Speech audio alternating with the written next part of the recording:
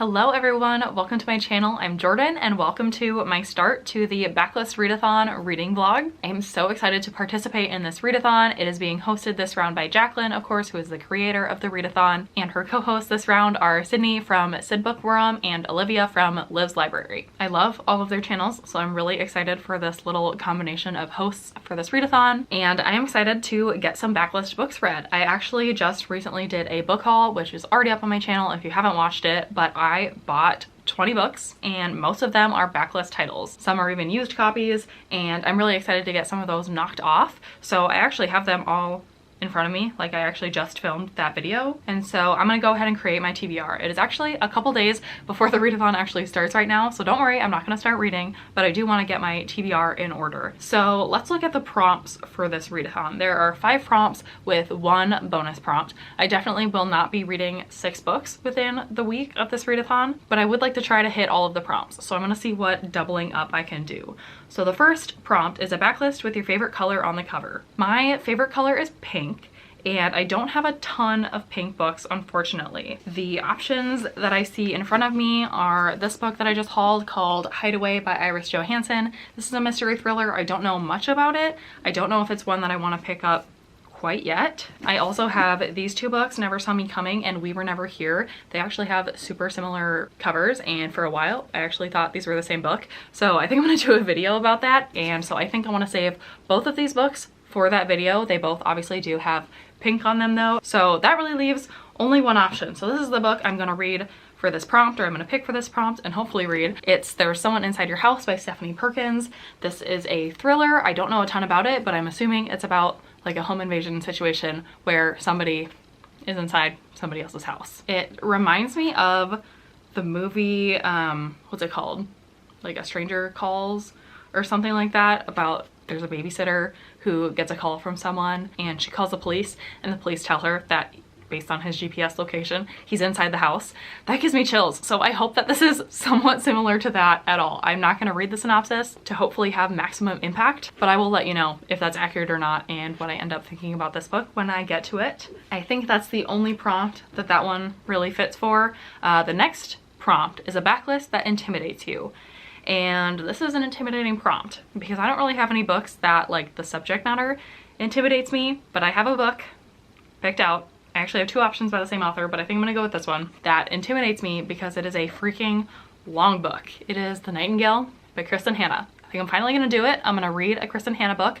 I've never read any of her books before, but I feel like they're gonna work for me. I like historical fiction. I like emotional books, and that's all I hear about the books that she writes, is that people love them because they're just heartbreaking and emotional. So this book I think follows 2 different people in World War II, 2 sisters who get separated and go on with like pretty different lives, and I'm guessing we follow both of them and see where they end up. This book is a whopping 567 pages, which is a lot for a week-long readathon, but I'm gonna tackle it. I did look and I can get this book on Hoopla, so having the audiobook version will really help. Super intimidating, but I am really excited to read it because I do think I'm gonna enjoy it. The next prompt is the shortest backlist on your TBR. So I just looked through all of the books that I just bought, and I think this is the answer. It's Bird Box by Josh Malerman. This is a dystopian type book about this thing that comes to be, and if people look at it, they go crazy and start killing themselves and other people. So everyone who's left is trying to survive while also not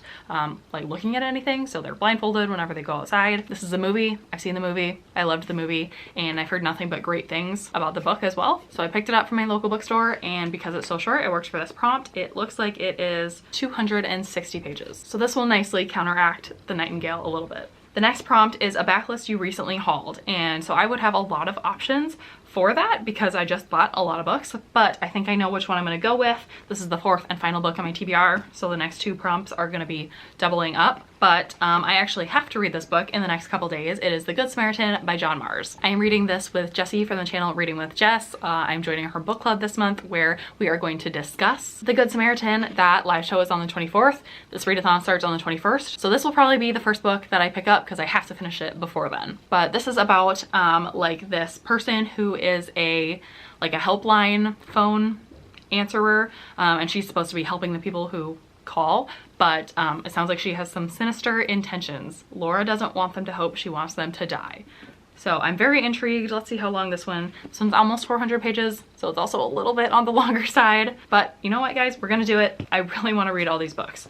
Okay, so the next two prompts that I'm gonna double up on, a backlist that was recommended to you. This one is a little bit hard because I don't think any of the books that I bought were directly recommended to me by anyone, but I do know that Bird Box is one of Jacqueline's favorite books. Again, Jacqueline, the host of this readathon, I thought it was appropriate to read one of her favorite books. I'm sure she's put this in like a recommendations video in the past, so while she did not directly recommend it to me individually, she still has recommended it to the masses, so I'm gonna count it. And then the bonus prompt is a book of the month backlist, and I am a book of the month member, but I actually don't have any backlist books that I still need to read that I've purchased through book of the month. But one of the books on my TBR has been a book of the month choice in the past, so I feel like that counts, and that's the Nightingale. Again, this obviously is not a book of the month copy. I did not buy it through book of the month, but it was a book of the month choice in one of the recent years. So this is my planned TBR at this point. Again, it's a few days until the readathon starts. Today's the 19th, so I still have 2 days to make changes if I want to,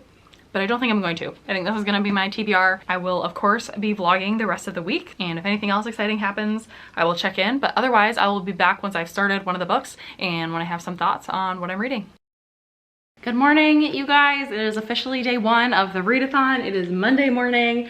I am obviously home. I got my little bud here. He has a doctor's appointment this morning, so I'll be taking him to that. My other child is already at daycare, so a little bit of a weird start to Monday morning. Usually I would be at work by now, but this actually works out because now this morning I will have a little bit of extra driving time, which means I have a little bit extra audiobook time. So I'm gonna go ahead and get started right away on my first book, and that is going to be the Nightingale. This thing is so chunky that I have to start it. Like I said before, I can get the audiobook for this, which is going to help a lot, but it is a pretty long audiobook, so I'm gonna be spending like all of my free time listening to that when I can. So it'll start when I'm driving today. Very, very excited to start reading this. My cousin actually messaged me after I put this on my Instagram stories as on my TBR for this week. She said she just finished this book and she absolutely loved it. And I think she and I usually have pretty similar tastes in historical fiction, so I'm expecting to love it for sure. Then I'll just be at work the rest of the day. I'll probably check in this evening with how far I get in the Nightingale. I also need to start reading physically tonight The Good Samaritan, because again, I am reading this for Jess's book club, which we are going live for on Thursday. So I have to finish this before Thursday night. So that's my plans for today. I'll check in later when I've done a little bit more reading and I have a little bit more free time to talk about what else is going on. Hope that everyone else's Monday mornings are going great and you're getting a good start to the readathon.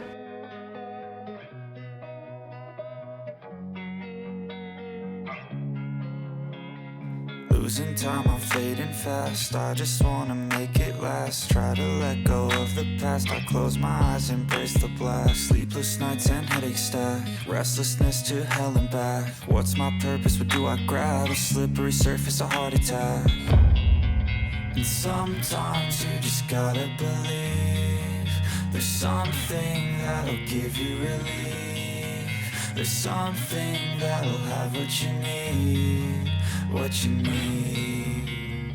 We're broken, it's tragic. We're not all elastic, but maybe there's magic. Believe you could have it. Hey guys, it is later after work, checking in because I got quite a bit of audiobook listening in earlier today. I am, let me see, I am 16% of the way through, which doesn't sound like a lot, but that's almost 3 hours of the audiobook that I got through all my various driving earlier, and so far so good. I don't have a ton to go off yet. Obviously it's a long book, so it's gonna be a slow burn. Not a ton of action has happened so far. We are following two sisters. So far it's at the start of World War II. I assume we're gonna follow them throughout the entire war, but right now it's the beginning. They are together, and I also assume they're going to be like ripped apart and go in separate directions here soon. And so I'm just along for the ride, gonna figure out what's happening to them. I'm liking that the two sisters are very distinct. They have different personalities and different things going on in their lives. Their names are also very different, which I appreciate. I can easily find myself getting confused between characters who have names that start with the same letter, or if their personalities are just too similar. So I'm really glad that these ones are distinct. I think that will help me in following and being interested in both stories equally. And yeah, we'll see what else comes of the book. Just wanted to update that. I'm gonna go ahead and drive home now, do family stuff, dinner, whatever. And then tonight I will start a physical book. So I'll bring you along for some of that and check in again when I have another reading update.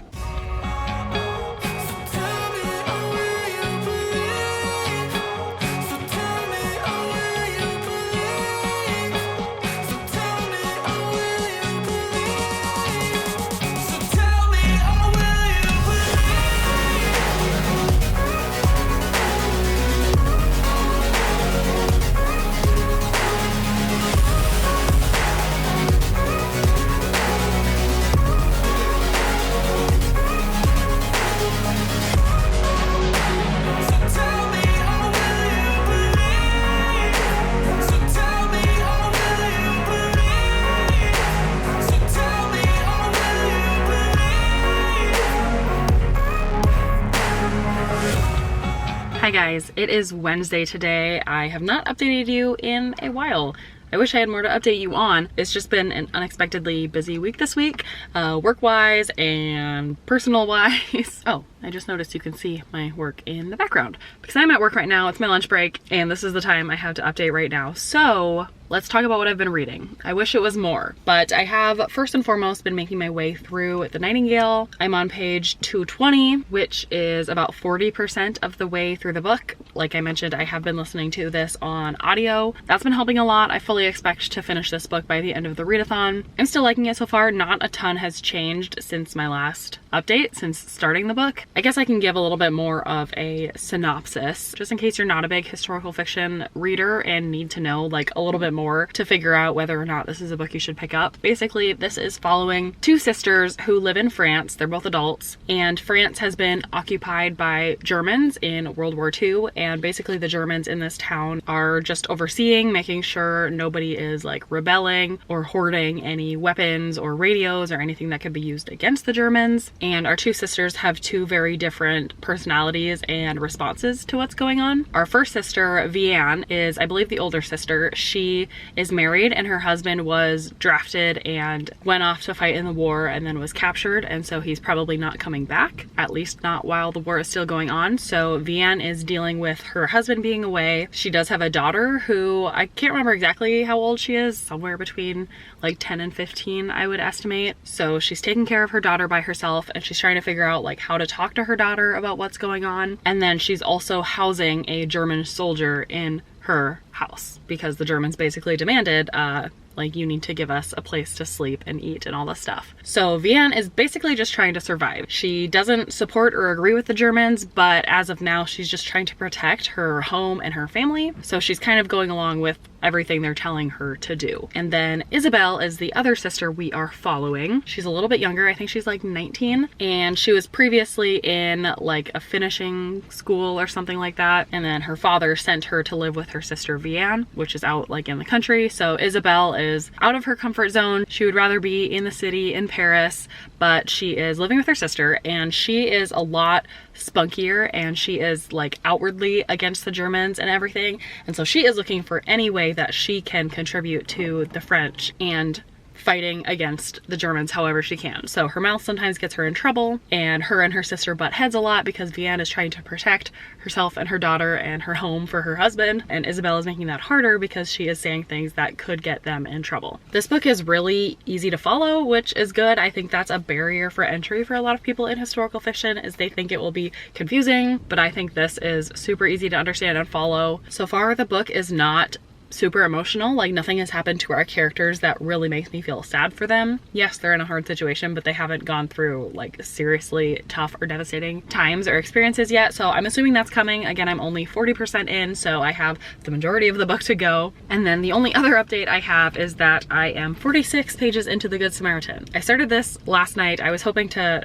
honestly almost already be done with this book, but my reading time has not been maximized these last couple days. In this one so far, we're just following this helpline operator. She answers calls usually for people contemplating suicide or going through a difficult time, and her job as the phone line operator is just to listen to them and make them feel heard and supported. And so our main character does that for the most part, but she is actually also kind of looking for people that she can convince to commit suicide. So definite trigger warning if that wasn't clear. Suicide is talked about in this book, and our main character is actively endorsing it. So if that is triggering for you or would be difficult to read, heavy caution here. But I don't know, we'll see where it goes from here. I'm still very near the beginning. It'd be great if I could finish my first book here within the next day or two, but I will keep you posted. Not too much else going on. I'm gonna get back to work, and hopefully this evening can get some good solid reading time in.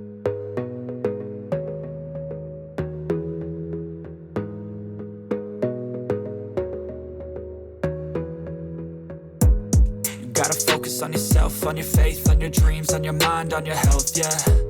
You gotta work, never tell, keep your head down, find what you love and excel, yeah. Push and pull and repel any hate, go create what you want, feel compelled, yeah. Hi, you guys, time for an update.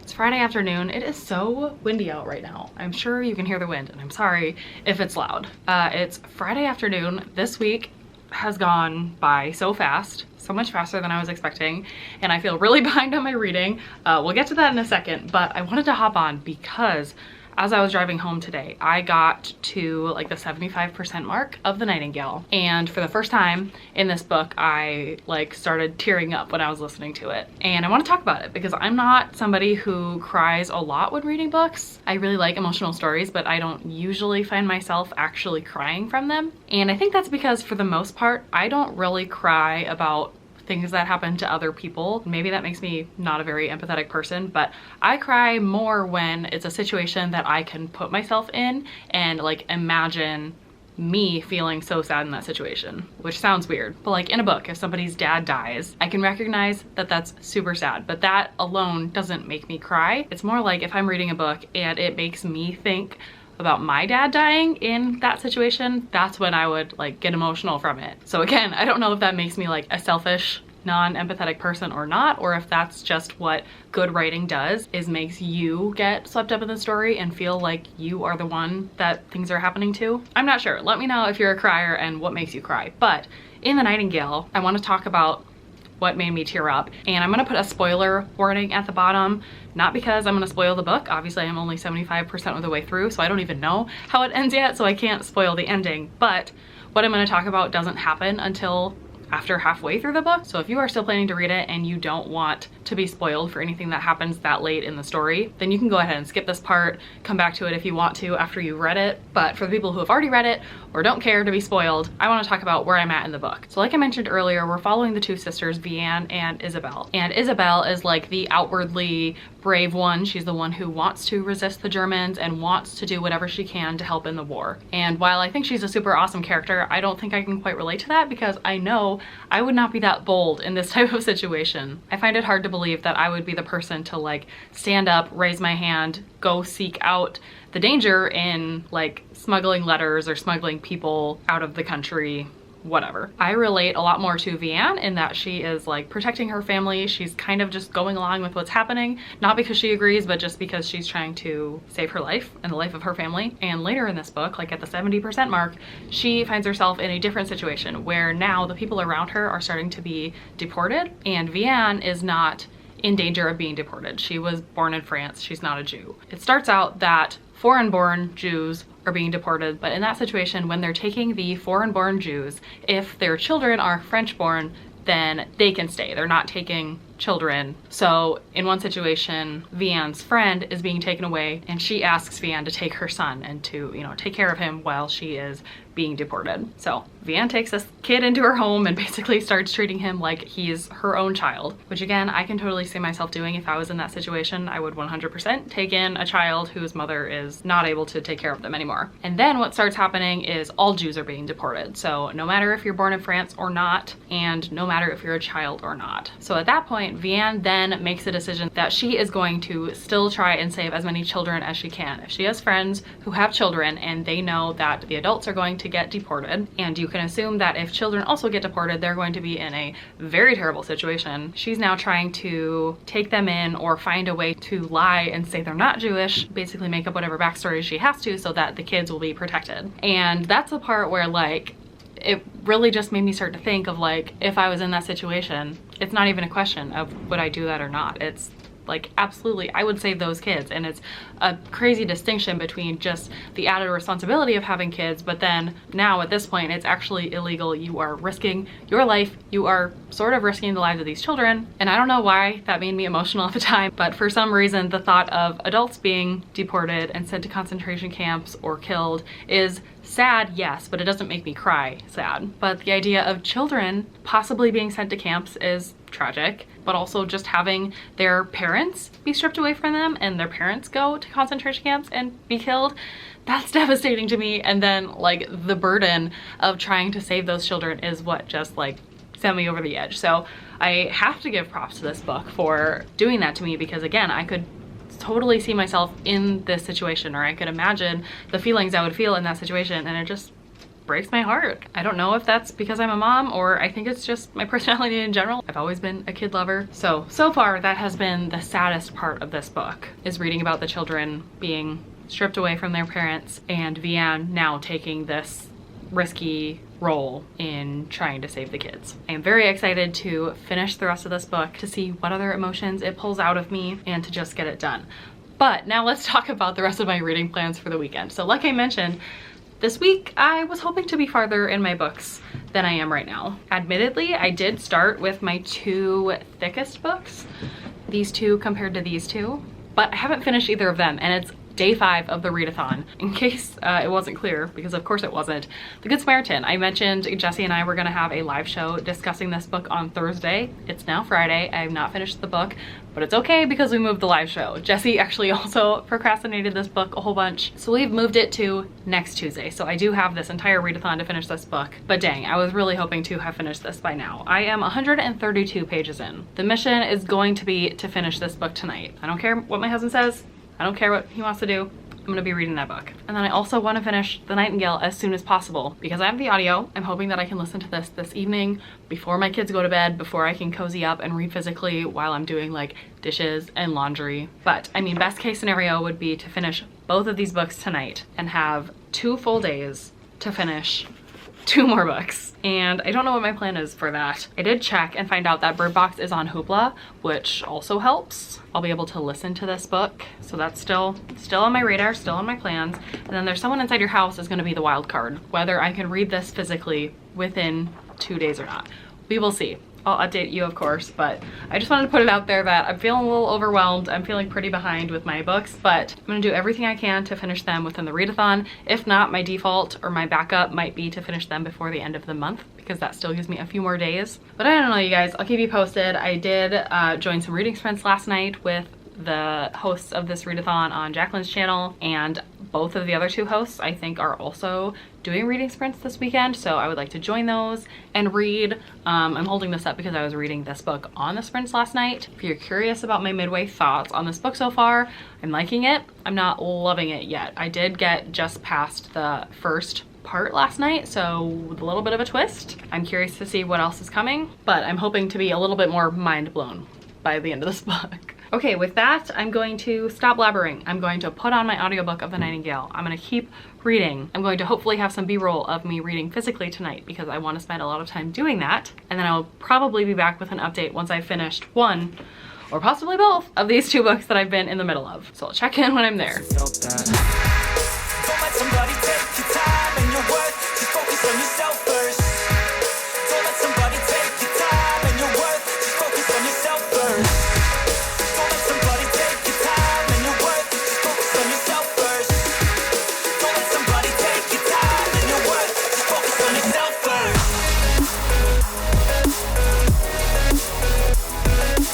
Okay, you guys, I did it. I finished The Nightingale.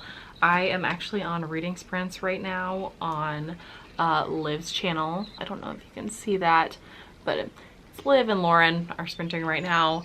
And I originally was gonna read this book on the sprints, and then I was talking about how I'm also reading Nightingale, and both of these ladies had read the Nightingale and they both absolutely loved it and were like, the ending is so good. So I decided, okay, I'm just gonna bump up the speed, read along physically, and knock the rest of this book out. So that's what I did. Obviously I'm not like bawling right now, so it's not like the ending had me in complete tears, but it touched me a lot. I do think this is a very special book. I think it's historical fiction in its best form, so if you like historical fiction about war times, you'll probably enjoy this. If you don't enjoy that, I'm not gonna sit here and say that this is a book that's gonna change your mind, because I don't think it is, but it's really good.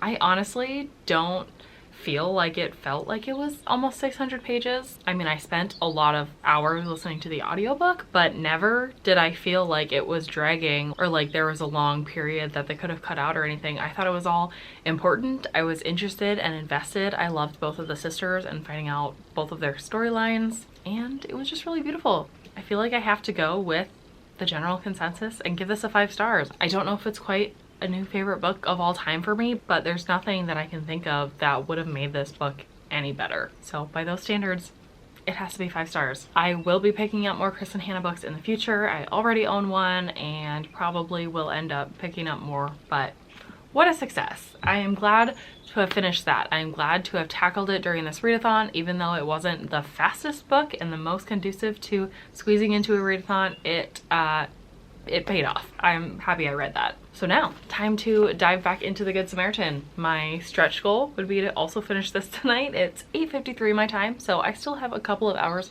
of reading time left. I'm on page 156, so I think I'm coming up on halfway. So I'm gonna go ahead and start reading this for the rest of the sprint, and we'll hopefully be back with an update once I finish this book as well.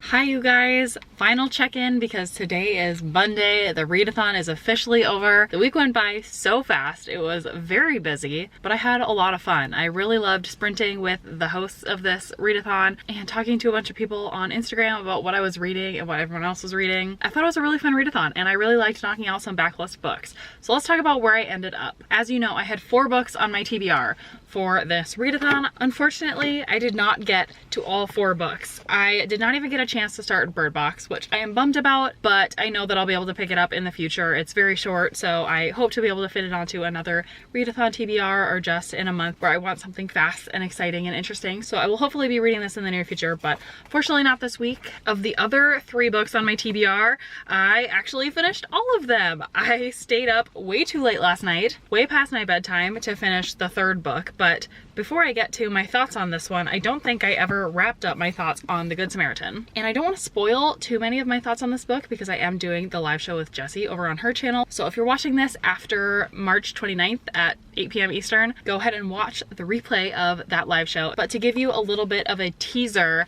I thought this book was very interesting. I think I summarized that we are following this woman who is a helpline caller. Their whole philosophy is that they don't encourage somebody either way. If somebody is in a depressed state and is contemplating suicide, they're not there to talk them in or out of it. They're just there to listen. But our main character is approaching every call in that she wants people to commit suicide and she wants to be on the phone listening to them as they do it. So she is a little messed up. There's a lot of backstory in here about what made her that way, and again, I just found it really interesting. Definitely not something I have ever read before. I didn't find this book to be overly entertaining, and by that I mean it was almost 400 pages and it felt really long. There were many sections in the middle where I was just like, what are we even doing here? What are we talking about? What is the purpose of these scenes? Where are we going? If that makes sense. So I wasn't swept away in the story. I was very much aware of how long the book was and where I was at within the story. I do think it had some really good twists in here that I didn't see coming, and overall I liked it. So I actually right now I'm kind of waffling between 3 stars and 4 stars. I have yet to read any reviews on Goodreads, which I definitely want to do, and I think I want to wait till after the live show and after talking to Jessie and anyone else who read the book to hear more what other people thought. I think I'm going to wait to finally rate the book until after that. But as of now, I'm gonna say it's sitting at a 3-star, but has the potential to move up to a 4-star after more discussion. And there is a lot to discuss in here. So that was The Good Samaritan. I already talked about The Nightingale in depth. Still very proud of finishing this within the week-long readathon. And then the last book that I finished, the one that I raced to get to and to finish, is There's Someone Inside Your House by Stephanie Perkins, which, wow, do I have things to say about this book. I had no idea what this was going into it. I remember vaguely seeing people talk about it. I know I've seen this cover before. I know I've heard people talk about this author before because she's the author of a romance series called Anna and the French Kiss and then 2 other books. So I've seen this around, but I don't think I ever heard the synopsis of this book. And I'm actually glad, because if I knew the synopsis of this book, I don't think I ever would have picked it up. This is basically a young adult slasher book, and I hardly ever read horror, let alone YA horror, let alone slasher horror. So this was so outside of my comfort zone, and it was a wild ride going into it completely blind, because we started following this girl who just moved to Nebraska after living in Hawaii with her parents, and she had some kind of thing happened there that made her have to move away. So now she's in the middle of Nebraska. She doesn't really fit in. She's found this small group of friends, and then all of a sudden, all around her, people start turning up dead. And one of the blurbs on the back here by Courtney Summers, who is the author of Sadie and The Project, she wrote a heart-pounding page-turner with an outstanding cast of characters, a deliciously creepy setting, and an absolutely merciless body count. And yes, that body count is crazy. And for someone like me who does not ever read slashers, it was a little disturbing. It was a little graphic. Although I have since read reviews of people saying that this is not at all graphic. So if you're someone who reads a lot of adult slashers or like slasher movies and you're good with like gore and things like that, you probably won't find that part of this book disturbing at all. But I never read that, so it was disturbing to me. But the most shocking part is that I actually liked it. I really agree with that blurb and with other reviews that are saying the characters in this book are actually really good. And there's kind of a romance in this book that I was all in for. There was a really diverse friend group that we were following, and I really liked those dynamics of this friend group trying to figure out what's going on and like leaning on each other as they each need support throughout this book as they're losing people kind of close to them. And after reading reviews on that aspect, it's very polarizing on whether people want that in their horror slasher genre of book. I think most people don't think that has really any place in it. They just want ruthless killing, and that's really it. And then some people were like, it's kind of nice having a cast of characters that you actually care about and have some character development in a book like this. And I agree with that. I'm a character-driven reader in general, I would say. I do really connect with characters, and I need there to be a plot, but even more, I need characters to have something for me to latch onto, and this did that. So I don't know, you guys, I'm gonna give this 4 stars. I read like the whole last 200 pages of this in bed last night, like between the hours of 9:30 and 11:30 p.m. and it was keeping me awake. I was engaged, I was turning the pages. So overall, a huge success, a huge surprise. I don't know that I'll necessarily be seeking out this type of book in the future because I don't think it's something I want to read all the time, but for like a one-time thing, I had fun. I would recommend reading this in the fall time, like around Halloween, because this does take place over Halloween. So there is that. It doesn't really match the vibe of springtime right now, but I don't care. I liked it, and I'm gonna give it 4 stars. So with that, those are the 3 books that I read for this readathon, and I'm gonna call this a success. Was it everything that I wanted to read on my stretch TBR? No, but with my life, I'm still happy to have gotten through 3 books, and I'm generally happy with how much I enjoyed them. Let me know if you participated in this readathon. How many books did you get through? Did you like what you read? Let me know all about it. Other than that, I don't think I have anything else, so I'll let you go. Thank you so much for watching this video, and I will see you in my next one.